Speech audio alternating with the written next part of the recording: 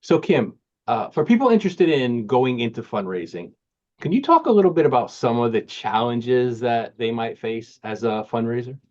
Sure, absolutely.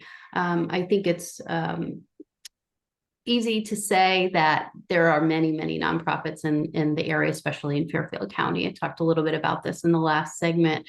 Um, because there are so many nonprofits, there are also so many Fortune 500 companies. And so again, you have to be able to be at the top of your game, know your numbers, understand that folks are going to scrutinize things, especially because they want to know that their money is well spent.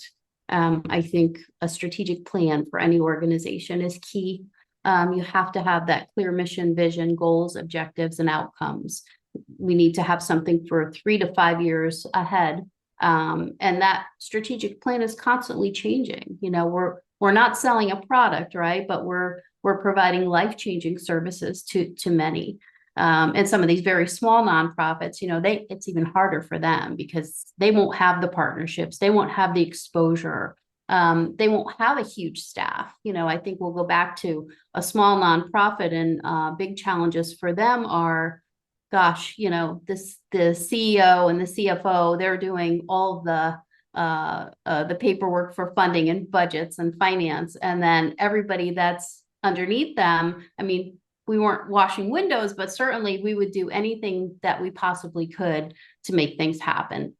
Very similar to owning your own business. You're gonna actually work harder because it's and really, I think that's been presented to me many times in the nonprofit sector, is that you're accountable for things, but you're proud to do this work too. So it's hard work. It's probably some of the hardest working people I've ever met. I know it's the hardest work I've done, but at the same time, the rewards are incredible. I mean, there's nothing more rewarding than knowing that you can help others. And yeah, I mean, it's a lot of hours, but it's fulfilling, very, very fulfilling. Absolutely. Follow-up question. Is there an avenue into fundraising for people new to the field that you can do it? I wouldn't say part-time, but I would say maybe on a on a an account to account basis where you could perhaps get a percentage of the fundraising if you get it for an organization, or is it all based on full-time and people working full-time for the Right. organization itself? Is there Right. room for sort of consultants where people can Oh, opt sure. to try to get organizations fundraising and then they get paid later? Is that an option in your world? Oh yeah, yeah, absolutely. I think, first I'll go back to structure, and you'll have full-time employees, you'll have part-time employees, but you also have boards of directors. And those folks, some are pay for play.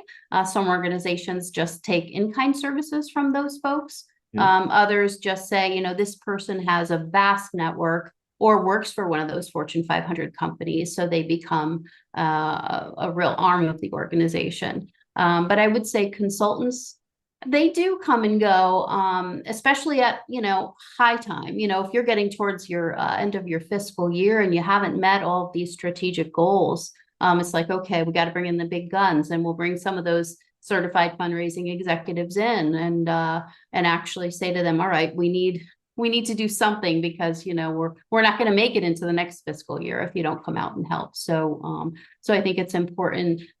Strong board, absolutely. If you need any consultants to come in. And then I would also say, let's look at the structure of what you're doing. And are you spending the right way? I think it's also looking strategically at how funding is spent too. So